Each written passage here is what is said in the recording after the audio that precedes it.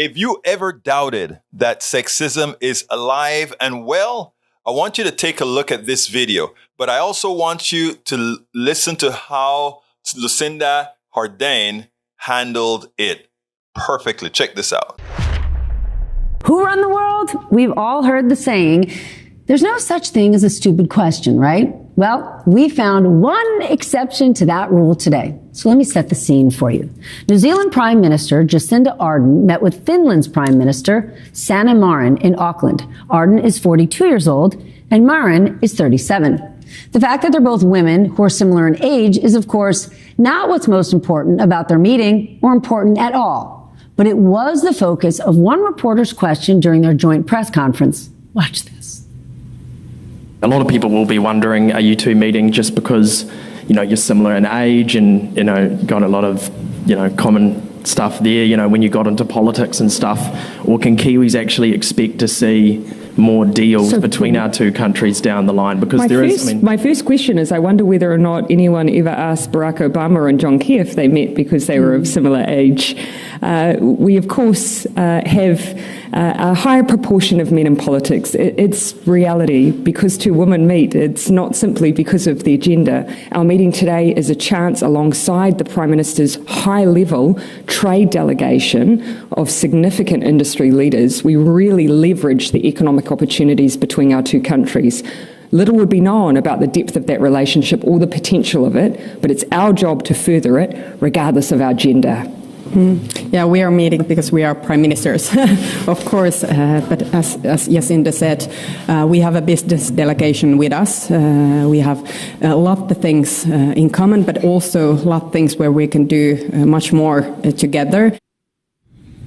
Mic drop. We applaud these world leaders for calling out sexism when they hear it.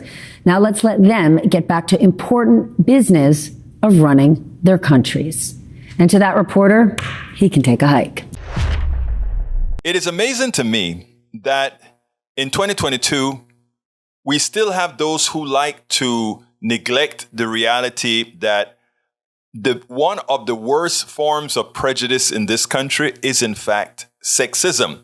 A lot of folks got on my case when I wrote a Daily Kos article stating that I thought sexism was actually more prevalent, worse than racism. And people got on my case. Racism is a social construct. And the fact of the matter is, we could see that an Obama made it to the presidency before his time, but a Hillary Clinton didn't. And one could make the argument that one of the most competent people that ran and hadn't been elected was, in fact, Hillary Clinton.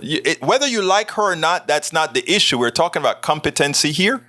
And I find it interesting that above and beyond race in many issues, that we can take a look at, let's say, the black church. Women are the ones that do just about everything, yet many of them prevent women from being the leaders of that church. Same applies in several churches of other ethnicities. But the reason I bring that up specifically is to point out that whereas racism is one group against another, it happens to be that sexism is the entire male gender, and to some extent, a lot of the female gender against that particular gender. I repeat, I still think sexism is quite a bit worse than racism, and I know we shouldn't play the game as which one is worse. But again, let's look at the data. We spend a lot of time deconstructing the news, trying to parse it into a form that everybody can understand. We try to find those little nitpicks where it flies above the fray, etc.